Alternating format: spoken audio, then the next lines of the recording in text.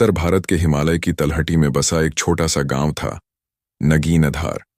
चारों ओर से पहाड़, नदियां और घने जंगलों से घिरे इस गांव की सबसे रहस्यमयी चीज थी काल गुफा।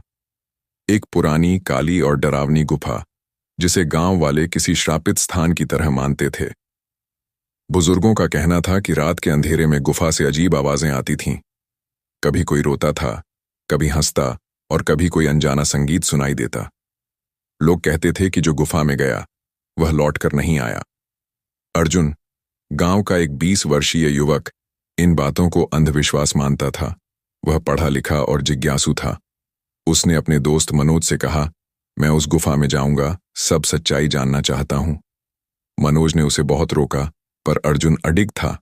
अगली सुबह वह टॉर्च, पानी, रस्सी और अपनी डायरी लेकर गुफा की ओर निकल पड़ा। गुफा गांव से करीब 2 किलोमीटर दूर थी। जब वह पहुंचा, वहां की हवा बेहद ठंडी थी। गुफा का मुंह पूरी तरह काला था और दीवारों पर अजीब निशान बने थे जो किसी अज्ञात भाषा जैसे लगते थे। अर्जुन ने टॉर्च जलाकर अंदर कदम रखा। वहां अंधेरा बहुत घना था।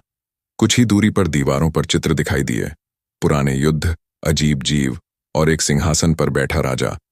उसकी आंखें सचमुच चमक रही थीं। अर्जुन घबरा गया, लेकिन बढ़ता रहा।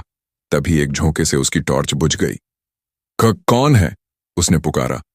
जवाब में एक धीमी फुसफुसाहट गूंजी, तुमने गुफा को जगा दिया है। गुफा की दीवारें जैसे कांपने लगीं। तभी एक नीली रोशनी चमकी जो एक चट्टान पर रखे पत्थर से निकल रही थी। अर्जुन जैसे ही उसे छूने बढ़ा, जमीन फट गई और वह नीचे गिर गया। होश में आने पर वह खुद को एक विशाल कक्ष में पाया। दीवारें सोने की थीं और बीच में वही सिंहासन। अब वह खाली नहीं था। सिंहासन पर बैठा था एक रहस्यमयी जीव, मानव जैसा, लेकिन पंखों और चमकती आंखों वाला। तुम यहां कैसे आए? उसने पूछा। अर्जुन बोला, मैं जानना चाहता हूं ये गुफा क्या है। वह जीव मुस्कुराया, मैं इस गुफा का रक्षक हूं।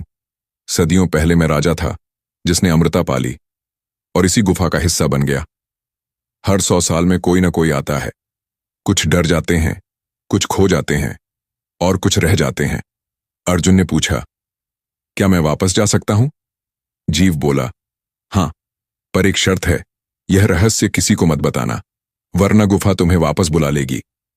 अर्जुन ने सिर हिलाया। अगले ही पल वह फिर गुफा के बाहर था। उसके हाथ में वही नीला पत्थर था, अब बिना चमक के। गांव लौटकर अर्जुन ने कुछ नहीं कहा। उसने पत्थर अपनी किताबों में छिपा दिया। पर जब रात होती है, गुफा से अब भी वह आवाज आती है। गुफा को नींद नहीं आती,